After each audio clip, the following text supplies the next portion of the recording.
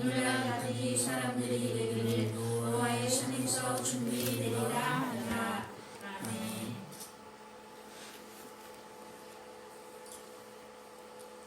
증명이라는 말을 사자에서 찾아보면 어떤 사항이나 판단 따위에 대하여 그것이 진실인지 아닌지 증거를 들어서 밝힌다라고 되어 있습니다. 어떤 사항이 사실인지 여부를 증거를 들어서 밝히는 것이 이제 증명이다라는 것이죠.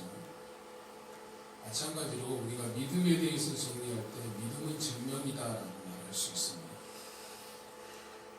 무슨 말인가 하면 내가 믿는 것이 진실인지 아닌지를 증명할 수 있어야 된다라는 것이죠. 그럼 우리가 무엇으로 그것을 증명할 수 있는가? 우리 삶으로 증명할 수 있어야 된다라는 겁니다. 오늘을 살아가는 우리의 모습이 우리가 믿는 믿음의 증거라고 말할 수 있는 것이죠. 요즘 한국교회가 큰 위기를 겪고 있습니다. 내부적으로 외부적으로 어려움을 겪고 있는 건 사실입니다. 이 문제를 돌파할 수 있는 길은 오직 한 가지밖에 없다라고 생각합니다. 우리의 믿음을 증명하는 것밖에 없는 것이죠. 대부분의 삶의 문제, 대부분의 문제들이 우리의 삶에서 비롯된 문제이므로 그것을 다시 회복하는 길도 역시 삶으로 회복하는 것밖에 없는 것임을 우리가 보게 되는 것입니다. 뭐와 관련해 에스겔서에 보면 하나님께서 이스라엘로 말미암아 자기 이름이 더럽힘을 당하였다라고 그렇게 한탄하십니다. 그래서 이제 자기 이름을 회복시키시겠다라고 약속하시는데 그 하나님께서 자신의 거룩하신 이름을 회복시키시는 방법을 바로 자기의 이름을 더럽혔던 이스라엘을 통하여서 다시 거룩한 이름을 회복시키시겠다라고 말씀하십니다. 마찬가지로 지금 실추된 교회 모습을 회복시키는 것은 다시 우리가 원래의 교회 모습으로 돌아가는 것밖에 없다. 원래 우리가 말씀대로 살던 모습, 원래 그리스도인다운 모습으로 돌아가는 것이 우리가 실추된 교회 모습, 땅에 떨어진 하나님의 영광을 회복하는 것이다 라는 것들을 우리가 보게 되는 것이죠. 오늘 보면은 우리에게 너무나 유명한 장면입니다. 간단하게 말하면 하나님께서 아브라함을 시험하시는 장면입니다. 오늘 22장 1절에 보면 그 이후에 하나님이 아브라함을 시험하시려고 그를 부르시되라고 했습니다. 여기서 시험은 영어로 보면 테스트라고 볼 수 있죠. 하나님이 아브라함을 테스트하시려고 부르신 것이다 라고 부르신 겁니다. 그러면서 뭐라고 말씀합니까? 2절에 보면 내 아들 내 사랑하는 독자 이삭을 데리고 모리아 땅으로 가서 내가 내게 일러준 산 거기서 그를 번제로 드리라 라고 말씀합니다. 아브라함에게 이삭은 어떤 존재였습니까? 그냥 아들 이삭이 아니라 오늘 보면 수식어가 많이 붙어 있어요. 뭐라고 되어 있습니까? 내 아들 내 사랑하는 독자 이삭입니다. 그냥 이삭이라고 말하지 않고 내 사랑하는 아들, 내 아들, 내 사랑하는 독자 이삭이라고 말하고 있는 것이죠. 아들이면서도 사랑하면서도 하나뿐인 자식임을 강조하고 있는 것이죠. 그러므로 아브라함에 있어서 이삭이 얼마나 소중했는지는 말하지 않아도 알 수 있을 겁니다. 이때 아브라함이 이삭을 낳았을 때가 100세였으니까 대충 이때 이삭이 못 잡아도 격리 정도의 나이가 된다라고 보기 때문에 약 120세 가까이 되었을 것이다 라고 보게 되는 겁니다. 그렇기 때문에 그에게 있어서 얼마나 소중하고 또 자신의 전부라고 말할 수 있을 정도였을 것입니다. 그러한 소중하고 사랑하는 아들을 번제로 드리라라는 겁니다. 번제라는 것은 뭐냐면 제물의 모든 것을 다 태워서 드리는 제사가 번제입니다. 즉 번제물의 가죽을 제외하고는 다 남김없이 태워서 하나님께 드리는 제사가 번제이죠. 그래서 번제에 담겨져 있는 의미는 뭐냐면 하나님을 향한 온전한 헌신을 의미하는 제사가 바로 번제입니다. 그러면 우리가 여기서 생각해 볼 수 있는 것은 왜 하나님께서 아브라함을 그렇게 시험하셨는가라는 거죠. 하나님께서 아브라함을 시험하신 이유가 무엇인가라는 것들을 우리가 생각해 보게 됩니다. 간단하게 생각해 보면 너에게 그렇게 소중하고 사랑하는 독자들 이삭을 나에게 드릴 수 있을 만큼 나를 사랑하느냐라고 물으시는 겁니다. 내 사랑하는 아들 독자 이삭을 나에게 번제로 드릴 수 있을 정도로 나를 사랑하느냐라고 물으시는 겁니다. 그럼 우리가 한편으로 다르게 생각해 보면 하나님이 정말로 하나님을 생각하는 아브라함의 마음을 몰라서 테스트했겠느냐라는 거죠. 아브라함이 하나님을 사랑하는 마음을 몰랐겠습니까? 그렇지 않다라고 생각합니다. 뭐와 같은 거냐고 생각하냐면 사랑하는 연인 상대방이 자신을 사랑하는지 몰라서 나 사랑해 라고 묻지 않죠. 알면서도 나 사랑하냐고 묻습니다. 그와 같은 것이죠. 아브라함이 자신의 사랑하는 아들 이삭을 하나님께 번제로 드림으로 이삭보다 하나님을 더 사랑하는 마음을 가지고 있음을 믿음으로 증명한 것이다 라고 말할 수 있습니다. 뭐와 같은 거냐면 예수님이 우리를 사랑하심을 어떻게 알 수 있어요? 예수님이 우리를 사랑한다는 걸 우리가 어떻게 알고 있습니까? 로마서 5장 8절에 보면 우리가 아직 죄인 되었을 때 하나님께서 그리스도께서 우리를 위하여 죽으심으로 하나님께서 우리에게 대한 자기의 사랑을 확증하신 분이라고 말씀하고 있습니다. 그리스도께서 우리를 위하여 십자가에 죽으심으로 말미암아서 하나님께서 우리를 사랑하심에 대해서 증명하신 것이다라는 것이죠. 그와 같은 것이다라고 우리가 볼 수 있는 겁니다. 즉 아브라함의 시험은 하나님을 향한 믿음, 사랑의 증명이다라고 볼 수 있습니다. 아브라함이 하나님께서 말씀하신 모리아 산까지 가는 데는 총 3일이 걸렸습니다. 3일에 걸쳐서 쭉 걸어간 겁니다. 3일에 걸쳐 모리아 땅에 도착한 아브라함은 하나님께서 지시한 산이 보이자 종들은 그곳에 머물게 하고 이삭에게 번제할 나무를 지게 하고 자신은 불과 칼을 들고 이제 지시한 산으로 올라가게 됩니다. 그때 올라가는데 이삭이 묻습니다. 아버지여 번제할 나무는 있는데 번제드릴 어린 양은 어디 있습니까? 라고 묻자 8절에 보면 뭐라고 이야기합니까? 하나님이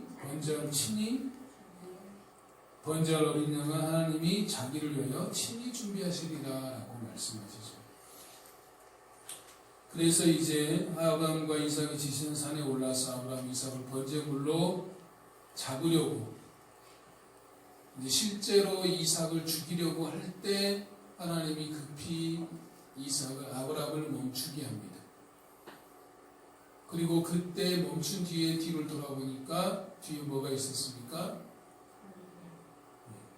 어린 뿔이 걸린 숯불에 뿔이 걸린 어린 양이 있는 것들 보고 그것을 이삭을 대신해서 번제로 드리게 되는 것. 그래서 그 땅 이름을 뭐라고 했다? 여호와 이레라라고 했다. 이것이 오늘 본문의 내용입니다. 제가 오늘 이 말씀 중에서 우리가 오늘 생각해 보고자 하는 것은 여호와 이레라는 이 짧은 단어입니다. 여호와 이레라는 말이 무슨 말입니까? 여호와께서 준비하신다라는 말이 무슨 말입니까? 여호와께서 준비하신다라는 것이 무슨 말이죠?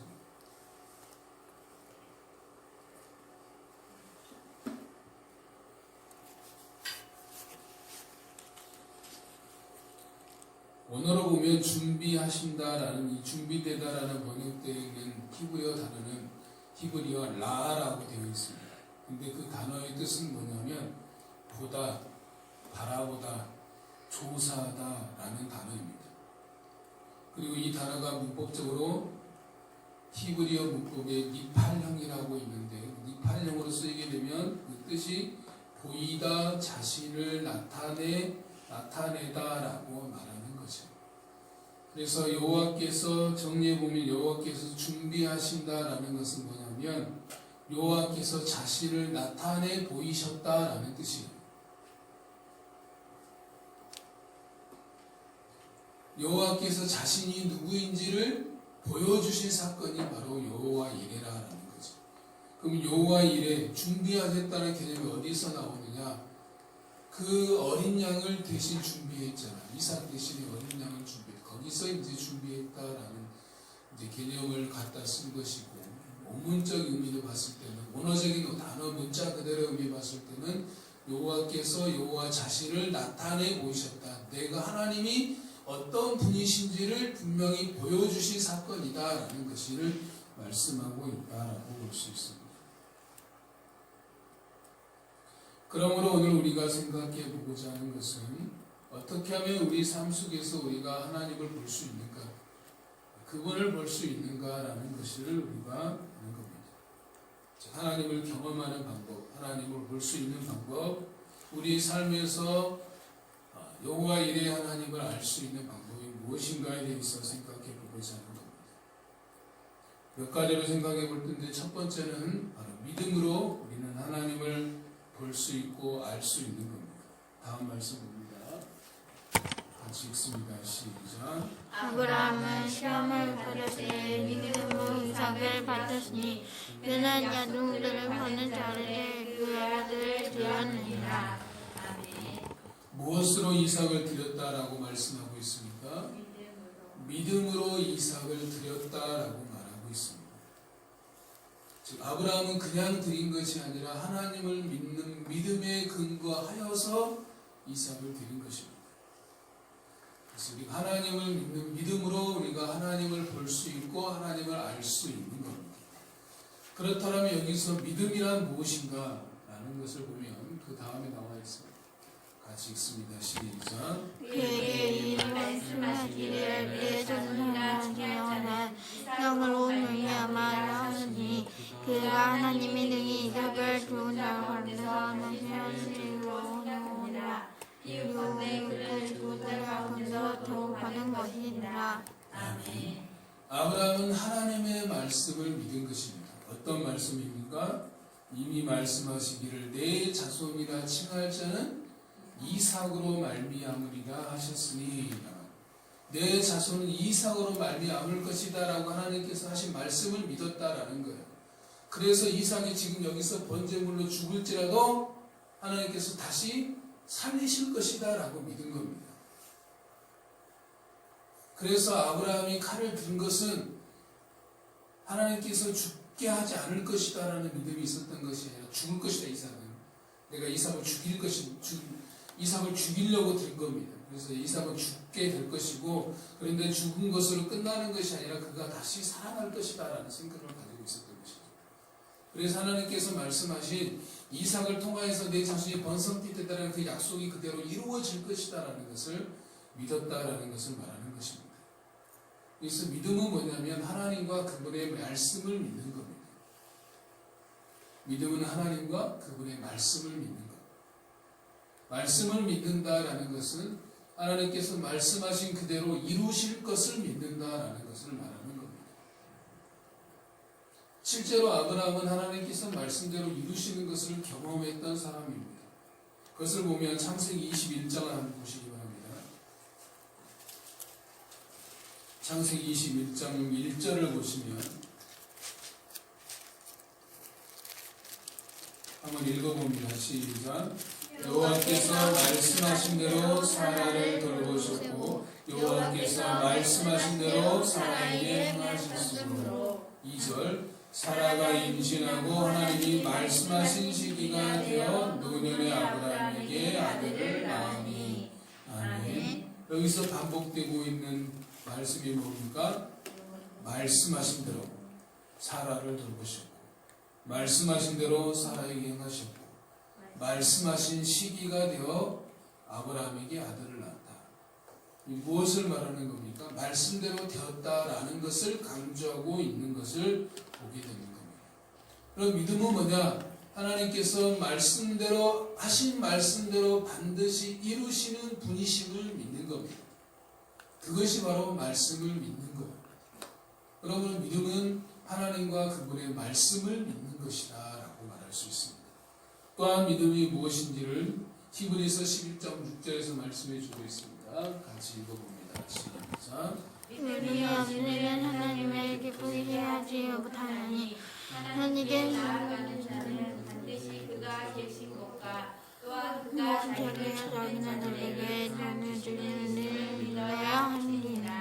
아멘. 여기서는 우리 믿음에 대해서 두 가지 사실을 알려주고 있습니다. 첫 번째, 믿음은 반드시 그가 계신 것.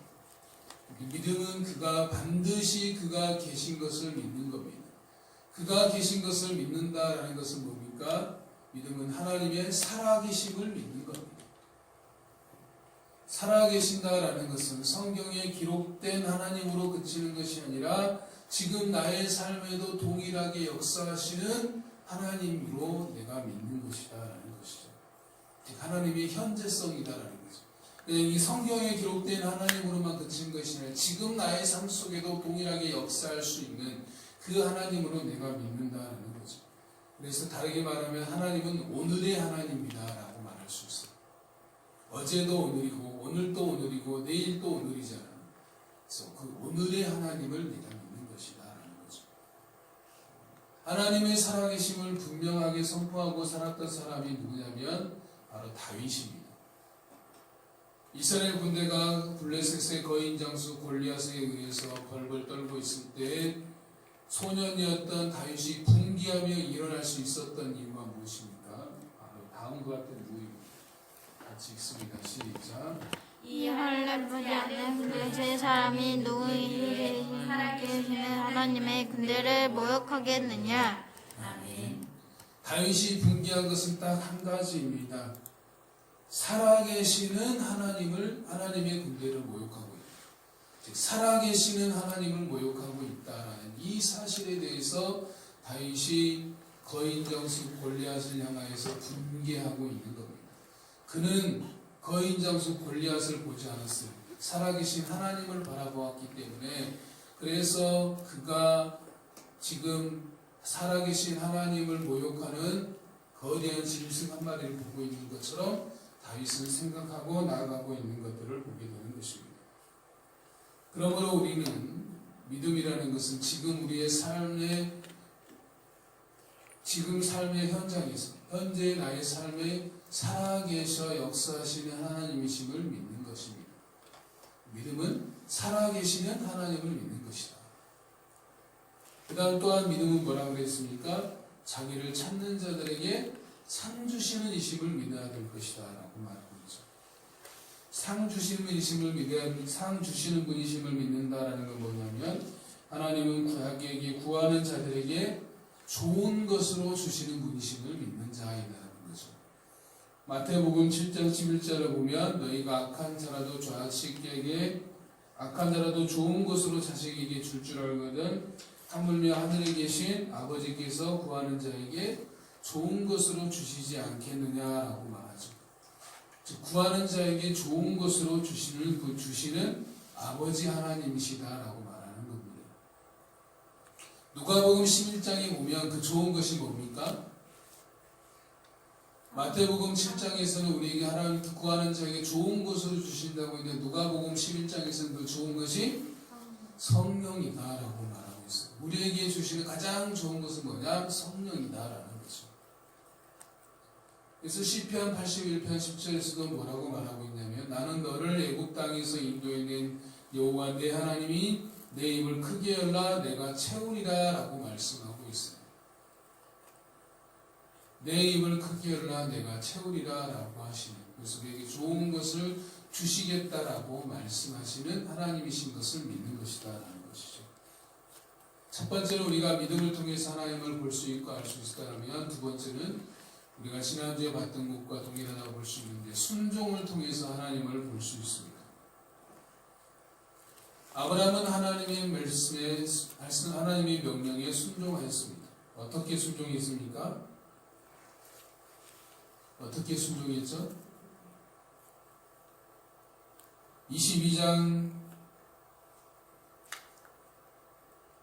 22장에 보면 하나님의 말씀을 들은 아브라함이 어떻게 반응했습니까? 22장 3절에 보면 아브라함이 아침에 일찍이 일어났다라고 말하고 있습니다. 아브라함은 어떻게 순종했냐면 아침에 일찍이 일어났어요. 하나님이 말씀하시자마자 그 다음날 아침 일찍 새벽같이 일어나서 순종했다라는 것을 말하는 겁니다. 아침 일찍 일어났다는 것은 순종의 3대 원칙을 말해주고 있는 겁니다. 즉시 순종했다. 기쁘게 순종했다. 온전하게 순종했다라는 것을 말하고 있는 겁니다. 그래서 순종은 즉시 하는 것이고 기쁘게 하는 것이고 온전히 하는 것이다라는 것을 말하고 있는 겁니다. 김남일 목사님 쓴 마음 지킴이라는 책에 보면 이렇게 말하고 있습니다. 우리의 순종 없이는 우리가 결코 거룩해질 수 없습니다. 우리의 성품도 거룩해질 수 없고 성화의 삶도 살아갈 수 없습니다. 순종은 바로 자신의 의지를 하나님의 의지 앞에 굴복시키는 지식과 기쁨으로 신자의 일생은 하나님의 은혜 안에 살면서 자신의 마음을 다드려 하나님께 기쁨으로 순종하는 것을 배워가는 과정입니다. 라고 되어 있어요. 우리가 마지막을 기억해야 됩니다. 하나님의 은혜 안에 살면서 자신의 마음을 다드려 하나님께 기쁨으로 순종하는 것을 배워가는 과정이다. 그것이 바로 신자의 일생이다라고 말하고 있죠. 기쁨으로 순종하는 과정. 이 바로 우리 성도의 과정이다라고 말할 수 있습니다. 헨리 블랙컵이라는 사람은 하나님을 경험하는 삶에서 우리가 하나님을 경험하려면 이와 같은 것이 필요하다라고 말하고 있습니다. 그림 보이십니까? 짧게 설명을 드리면 이게 이제 하나님을 경험하는 삶의 7가지 실체라는 것인데 제가 짧게 설명드리면 먼저 하나님 보면 1번 되어 있죠. 1번 하나님이 1이 되는데 무슨 말이냐면 하나님은 항상 우리 주변에서 일하고 계신다라는 것이고 2번에 가서 관계인데 하나님은 우리와 실제적이고 개인적이고 지속적인 사랑의 관계를 추구하신다는 것.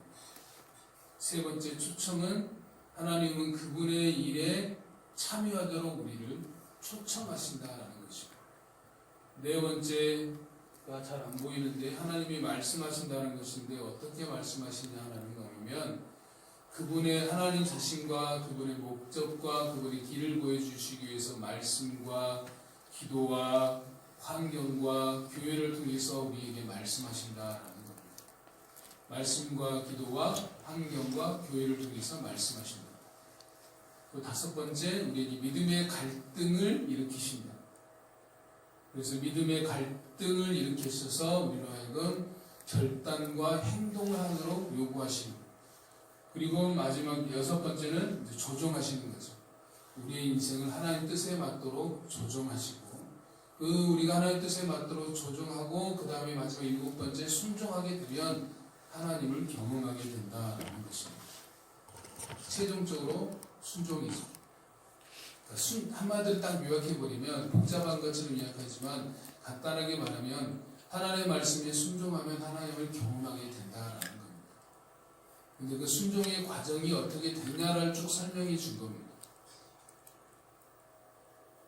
우리가 오늘 본문에서 빼놓지 않고 또 기억해야 될 순종이 뭐냐면 이삭의 순종입니다. 이삭의 순종의 모습이 어떤 것이 있습니까?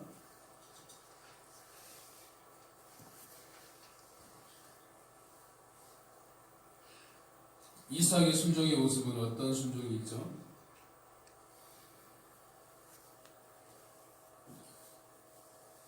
이때 이삭은 120세가 가까이 된 아브라함을 충분히 힘으로 제압할 수 있는 나이였어요. 그런데 아브라함이 이삭을 결박할 때 어떻게 했어요? 반항했다는 기록이 있습니까? 순순히 결박당하고 제단 위에 올라갔다라고 되어 있어요. 어떻게 보면 자기 스스로 제단 위에 올라간 것으로 보였습니다. 어떻게 보면 이삭의 말없는 순종이다라고 볼 수 있죠. 그래야 이삭도 아브라함과 동일하게 거기서 여호와 일의 하나님을 경험한 것입니다. 바울의 순종을 우리가 잘 알고 있습니다. 사도행전 20장 23절과 24절에 보면 오직 성령이 각 성에서 내게 증언하여 결박과 혼란이 나를 기다린다 하시나 내가 달려갈 길과 주 예수께 받은 사명 곧 하나님의 복음을 증거하는 하나님의 은혜의 복음을 증거하는 일에는 나의 생명을 조금도 귀한 것으로 여기지 아니하노라고 고백하였던 사도 바울의 고백을 우리가 잘 알고 계실 것입니다. 사도 바울은 뭐라고 말합니까? 내가 올라가면 내 앞에 고난과 결박이 나를 기다리고 있다는 것을 알매도 불구하고 나는 하나님의 복음을 들고 그곳에 가서 복음을 전하겠다라고 그렇게 말하고 있는 것입니다. 사명을 감당하기 위한 순종의 길로 나아간다라는 것이죠. 그런데 그러니까 그런 순종의 길로 나아가게 된 동기가 있습니다. 다음 말씀 나옵니다. 같이 읽습니다. 우리는 앞서 배를 타고 안소에서 바울을 태우려고 그리로 가니 이는 바울이 걸어서 가고자 하여 그렇게 정하여 준 것이라. 아멘. 이제 드로아에서 아소라는 지역으로 가야 되는데 드로아에 있을 때 바울이 다른 동역자들에게 명령한 겁니다. 너희들은 배 타고 아소까지 가라. 나는 드로아에서 아소까지 걸어서 가겠다. 이때가 바울의 3차 전도여행이 거의 끝나갈 시점이기 때문에 이제 바울도 제법 나이가 많이 들었을 때입니다. 그런데 이제 다른 사람들은 다 배 타고 가라고 본인은 걸어서 가겠다라고 말하는 거죠. 그러면 드로아에서 아소가 가까운 거리냐? 학자마다 다 해석이 다르고 거리가 다른데 보통 한 40km, 보통 30-40km, 보통 한 40km 정도 되는 것 같아요. 40km 이야기하고 이재철 목사님 같은 경우는 자기가 성지순례 가서 차로 재보니까 65km였다라고 말씀을 했어요. 어찌됐든 간에 아무리 적게 잡아도 이틀길 하루에 40km 걸어갈 수 있어요? 그처럼 길이 잘 닦였다고 가정해도 하루에 40km를 여러분 걸어갈 수 있겠습니까? 어떻습니까? 우리가 보통 집에서 교회까지 오는 데가 2km 정도 되는데 30분이 걸립니까? 2km인데 30분이니까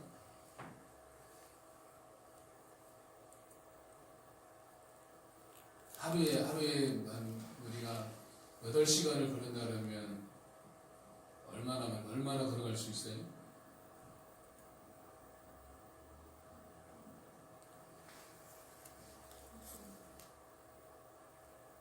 음. 30분에 2km를 건너치고 8시간을 걷는다 했어요. 32km. 어찌됐든 하루 길은 불가능한, 쉬지 않고 걸었을 때 계산인데 쉬지 않고 걸을 수 없잖아, 사람이. 로봇도 아니고. 그래서 봤을 때 최소한 이틀길, 2박 3일 이틀길, 또 이제 이철 목사님 같은 경우는 65km로 갔기 때문에 3일길을 계산했을 때 그 혼자 그 길을 걸어가면서 바울이 무엇을 했겠습니까? 홀로 동역자들 다 보내고 홀로 그 길을 걸어가면서 무슨 생각을 했겠어요? 그냥 아무 생각 없이 걷기만 했겠습니까? 보통 다 주석하기며 말하기를 하나님과 독대하는 시간을 홀로 가졌을 것이다. 하나님과 깊은 교제의 시간을 가졌을 것이다 라고 이야기를 합니다. 하나님과 깊은 교제 이후에 나온 고백이 사도행전 20장 23절 24절 나의 달려갈 길과 주 예수께 받은 사명 곧 하나님의 은혜의 복음을 증언하는 일에는 나의 생명을 조금 더 귀한 것으로 여기지 아니한도라 라는 고백이 나왔을 것이다 라고 말하는 것이죠. 하나님과의 깊은 교제가 그를 순종의 삶으로 이끌었다라는 것입니다. 그러면 우리가 순종을 잘할 수 있는 비결은 뭐냐면 하나님과 깊은 교제에 그 비결이 있다라는 것을 우리에게 말해주고 있는 것입니다. 그러므로 우리가 무엇보다도 하나님과 깊은 교제의 시간을 갖는 것이 우리가 말씀대로 사는 비밀임을 우리에게 말해주고 있는 겁니다. 세 번째로 우리가 하나님을 알 수 있는 길은 고난을 통해서 하나님을 볼 수 있고 알 수 있는 겁니다. 다음 말씀 봅니다. 같이 읽습니다. 시작. 만일 그리스도인으로 고난을 받으면 부끄러워하지 말고 도리어 그 이름으로 하나님께 영광을 돌리라. 아멘. 여기서 보면 뭐라고 있습니까? 그리스도인으로 고난을 받으면 부끄러워하지 말고 하나님께 영광을 돌리라 라고 말하고 있습니다. 무엇으로 고난을 받으면? 그리스도인으로 고난을 받았을 때 부끄러워하지 말라라고 말하고 있어요. 그리스도인으로 살다가 당하는 고난은 우리가 부끄러워하지 말고 하나님께 영광이 되는 것이지만 그렇지 않는 경우도 있다라고 말하고 있는 것이죠. 팀 켈러 목사가 쓴 고통의 답하다라는 책에 보면 고난의 풀무불을 거치는 과정이야말로 하나님을 추상적으로 아는 수준을 넘어 인격적인 만남으로 이끄는 주요 통로이다라고 말하고 있고, C.S. 루이스는 하나님은 기쁨을 통해 속삭이고 양심을 통해 말씀하시며 고통을 통해 소리치신다라고 했습니다. 우리가 그리스도인으로 당하는 고난을 통해서 배우게 되는 것은 무엇인가? 우리가 고난을 통해서 뭘 배울 수 있는가? 다음을 배울 수 있습니다. 같이 읽습니다. 우리는 우리 자신이 사역 부모를 가는 줄 알았으니 이는 우리로 자기를 의지하지 말고 오직 죽은 자를 다시 살리시는 하나님만 의지하게 하심이라. 아멘. 오직 죽은 자를 다시 살리시는 하나님만 의지하게 합니다. 하나님만 의지하는 법을 배우게 하신다라는 것이죠. 그 말은 무슨 말이냐면 하나님 없이는 살 수 없다라는 것이죠. 그리스도인은 오직 하나님만 의지하며 사는 존재라는 것을 알게 하시는 것이 고난을 통해서 우리가 배우게 되는 것이다라는 거죠. 지금 우리 시대가 겪는 고난과 어려움과 초대교회가 겪는 고난과의 차이점이 어디에 있습니까? 바로 초대교회는 주님의 부활하심을 증거하다가 복음을 전하다가 고난을 당했습니다. 그런데 현재는 복음을 인한 고난보다는 복음대로 살지 못하다가 인하여 당하는 고난이다라고 말할 수 있습니다. 어떻게 보면 예수님께서 바리새인과 서기관들을 향해 꾸짖었던 그 꾸짖음이 우리에게 향하고 있는 것일지도 모릅니다. 바리새인과 서기관에서 뭐라고 꾸짖었습니까? 말만 하는 자들, 말만 하고 다른 사람의 어깨에 짐만 지우는 자들이다라고 꾸짖었는데, 지금 우리의 모습이 말만 하고 있고 행하지는 않고 있고 다른 사람의 어깨에 짐만 지우고 있는 모습이 아닌지 우리가 되돌아볼 필요가 있다라는 것이죠. 물론 현재는 예수를 믿는다고 해서 물리적인 압박은 없습니다. 그러나 사단은 더 교묘하게 우리를 유혹하고 있습니다. 어떻게 유혹합니까? 우리의 마음이 하나님께 집중하지 못하도록, 하나님을 온전히 의지하지 못하도록 유혹하고 있는 겁니다. 예수님이 40일 금식 후에 마귀의 3가지 시험을 받으셨죠. 첫 번째 시험이 뭐였습니까? 돌을 떡으로 만들어라 하는 시험이었죠. 그것은 뭐를 말하라고 할 수 있냐면 너의 필요를 채우라라는 시험이라는 거죠. 지금 당장 필요한 게 뭡니까? 떡이잖아요. 그것처럼 지금 내게 당장 필요한 것을 찾으라, 구하라 라고 마귀는 우리에게 유혹한다는 거죠. 너의 필요를 위해 살라. 네가 필요한 것만을 구해라. 네가 필요가 있지 않느냐. 그 필요를 위해서 살아라 라고 우리에게 속삭인다는 거죠. 즉 필요만을 구하는 신앙이 되도록 우리를 유혹한다는 겁니다. 두 번째 유혹은 뭡니까? 성전의 지붕에서 뛰어내리라. 그러면 천사들이 너를 보호할 것이다 라고 했죠. 이것은 사람들의 인기를 구하는 유혹입니다. 명예에 대한 유혹이다라고 볼 수 있죠.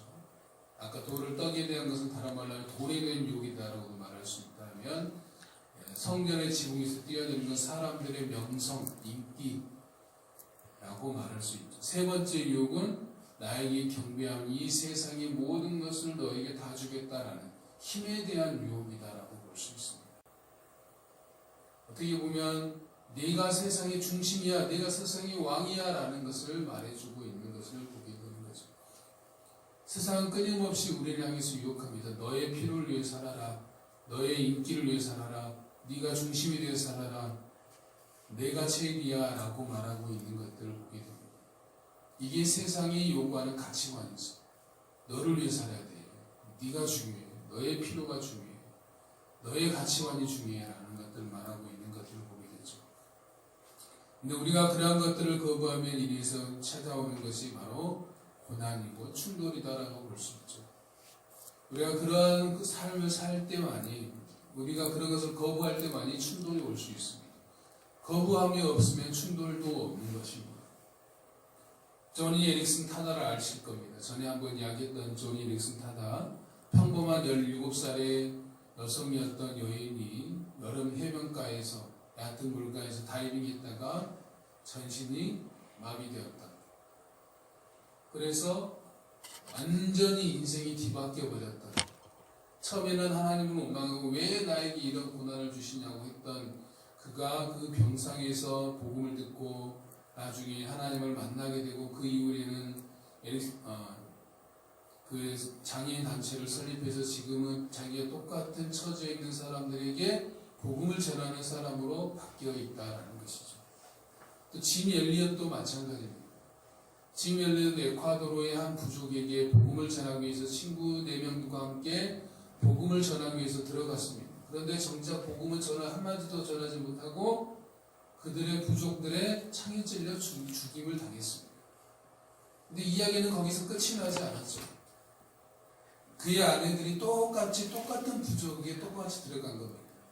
그런데 그 부족의 특성이 남자는 죽이지만 여자는 살려주는 그런 특성을 가지고 있어가지고 그 부족 안에 들어가서 그들과 통화되어서 그들을 복음으로 변화시키고 그래서 그 마을 부족 전체가 복음화되는 것들을 경험하고 짐 엘리엇을 죽였던 그 청년이 나중에 목회자가 되는 일까지도 되어지게 되는 것을 보게 됩니다.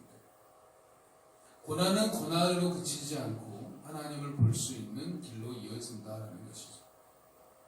아브라함의 입장에서 보면 이삭을 드리라는 하나님의 명령은 견디기 힘든 고난일 수 있지만 그 일을 통해서 그는 무엇을 보게 되었습니까? 하나님을 보게 되었고 하나님을 알게 되었고 하나님을 경험하게 되었죠. 다음 말씀을 읽어봅시다. 그리스도를 위하여 너희에게 은혜를 주신 것은 다만 그를 믿을 뿐 아니라 또한 그를 위하여 고난도 받게 하려 하심이다. 아멘. 고난은 우리 스스로를 바라보는 시선을 바꾸게 합니다. 고난은 우리의 삶에 여러 좋은 것들을 대하는 우리의 태도를 완전히 바꾸어 놓습니다. 고난은 무엇보다 하나님과 우리의 관계를 튼튼하게 합니다. 고난을 통과하지 않고는 고통스러운 누군가를 위로할 수가 없는 겁니다. 이제 마지막으로 우리의 삶에 적용을 해보면 우리가 처음에 하나님께서 아브라함을 시험하시는 이 장면이 우리에게 주는 의미가 무엇인가? 하나님이 아브라함을 시험하시는 이 장면을 통해서 우리가 배울 수 있는 것은 무엇인가? 이에 대해서 유진 피터슨이 그 길을 걸으라는 책에서 이렇게 말했습니다. 저도 동의하는 바인데 한번 읽어드리겠습니다. 하나님과 우리 영혼에 대해서 모리아의 시험이 묻는 질문은 이것입니다. 우리가 하나님을 이용하고 있는가? 아니면 하나님이 우리를 사용하시도록 해드리는가? 더불어서 이러한 시험을 통해서 우리는 알게 될 것이라고 생각합니다. 우리가 하나님을 언제 무엇을 구하든 우리의 요구를 다 들어주시기로 약속하신 분이라고 경솔하게 가정하고 있었는지의 여부를 알 수 있을 것이며 또한 우리는 하나님이 우리를 섬기기 위해 존재하시는 분이라고 여태껏 생각해 왔는가를 알 수 있을 것이라고 생각합니다. 라고 했습니다. 한마디로 말하면 이 모리아산의 시험은 나를 위해서 하나님이 존재하시는가 하나님을 위해서 내 삶을 언제 드리었는가라는 거죠.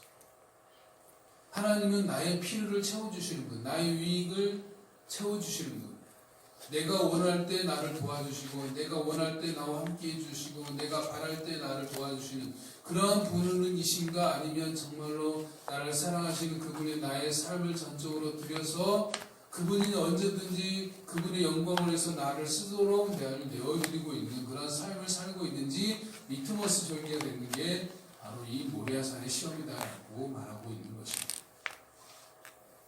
하나님 우리에게 묻고 있는 겁니다. 우리가 온전히 하나님을 섬기기 위해서 자신을 들여 순종하고 있는지 아니면 하나님이 나에게 필요한 것을 채워주시는 분으로만 생각하고 있는지 하나님을 시험하신 아브라함을 시험하신 하나님은 어떤 마음이었을까요? 아브라함을 시험하신 하나님 아버지의 마음은 우리를 위해서 십자가에 자신의 목숨을 버리신 그 사랑을 우리가 보여주는 것이다 라고 말할 수 있습니다. 이 사건은 아브라함의 시험의 사건은 우리를 위해 십자가에 자신의 목숨을 버리신 그 사건을 그 사랑을 내표하는 겁니다. 그래서 결박당하여 제단 위에 번제물로 가만히 들여진 이삭은 가만히 묵묵히 자신이 십자가에 지신 예수 그리스도의 그 죽으심을 예표하는 것이다. 그 죽으심의 사랑을 예표하는 겁니다. 그러므로 자신의 전부를 들이신 아버지의 마음, 주님의 마음, 그 사랑의 마음을 우리가 알 수가 있는 겁니다. 그 사랑의 마음으로 바로 아브라함을 바라보고 계시고 우리를 바라보고 계신다라는 사실이죠. 그러므로 말씀의 결론을 드리면서 우리 할 일은 뭡니까? 십자가에 죽으시기까지 우리를 사랑하신 그분을 잠잠히 바라보는 것. 그것이 우리 할 일이다라는 것이죠. 다음 말씀 가봅니다. 같이 읽습니다. 시작. 여호와께서 너희를 위하여 싸우리니 너희는 가만히 있을지니라. 아멘. 가만히 있다라는 것은 내가 하고자 하는 것을 중단한다라는 겁니다. 잠잠히 그분만을 앙망하는 겁니다. 그분만을 바라보는 것입니다. 이에 대해서 오스왈드 챔버슨 목사님 이렇게 말합니다. 산상수훈의 모든 가르침은 사실 모든 관심을 줄이고 우리의 마음과 뜻과 몸을 오직 예수 그리스도께 집중하라는 것입니다. 오직 주만 앙망하라. 우리가 하나님을 앙망할 때만이 우리 마음을 짓누르는 어려움과 고난들 그리고 내일에 대한 염려들이 사라집니다. 자리에서 일어나 하나님을 바라보십시오. 주님께 소망을 두십시오. 라고 말하고 있습니다. 우리의 할 일은 하나님을 앙망하는 것, 주님을 바라보는 것. 그러할 때 우리의 모든 고난과 모든 어려움과 아픔들이 사라지고 그때 우리가 하나님을 더 경험하게 되는 것들을 보게 되는 것입니다. 마지막으로 이 말씀을 읽고 마치겠습니다. 같이 읽습니다. 시작. 오직 여호와를 앙망하는 자는 새 힘을 얻으리니 독수리가 날개치며 올라가 망칠 것이요 다른 박쥐랑 경운비하지 아니하리고 걸어가도 빙하지 아니하리로다. 아멘. 우리 같이 찬양하겠습니다.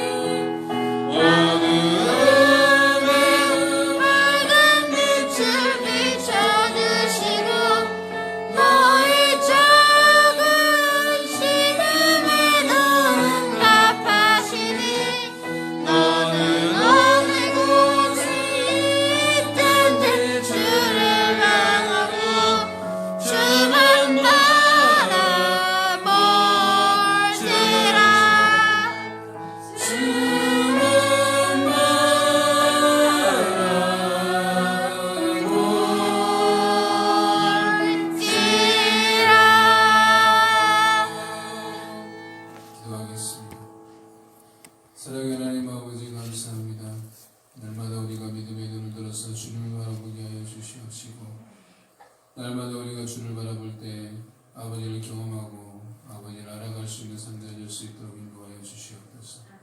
날마다 우리의 필요를 따라 따라서 우리가 원하는 것이 있어서 하나님을 섬기는 것이 아니라 하나님이 원하시는 뜻에 맞추어서 하나님의 영광을 속의 삶을 언제 드릴 수 있도록 인도하여 주시옵소서. 비록 그것이 사람들의 눈에 보기에는 초라해 보이고 아무것도 아닌 것 보일지라도 하나님 보시기에 합당한 삶이 되게 하여 주시옵시고 하나님께 영광이 되게 하여 주시옵시며 하나님께 온전히 드려지는 삶의 모습이 되어줄 수 있도록 주님 인도하여 주시옵소서. 그래서 온전히 주의 영광을 위해서 드려질 수 있는 삶 될 수 있도록 인도하여 주시옵소서. 하나님 코로나를 힘든 가운데 있는 가운데 우리 성도들의 삶 가운데 지켜주시옵시고 상황과 형편을 바라보지 않게 해주시고 그 가운데 함께 하시고 역사하시는 우리 주님을 바라볼 수 있는 믿음을 더하여 주시옵소서. 주께 감사드리며 예수님의 이름으로 기도드립니다. 아멘. 지금은 우리 주 예수 그리스도의 은혜와 하나님의 그 무한하신 사랑과 성령님의 감화감동 교통하시니 우리가 어떠한 형편에 있어든 간에 상황과 형편을 바라보지 않고 우리 주님을 바라보며 날마다 하나님을 볼 수 있고 하나님을 알 수 있고 경험하기를 소망하는 우리 사랑하는 모든 성도들 머리 위에 지금부터 영원까지 항상 함께 있을지어다. 아멘.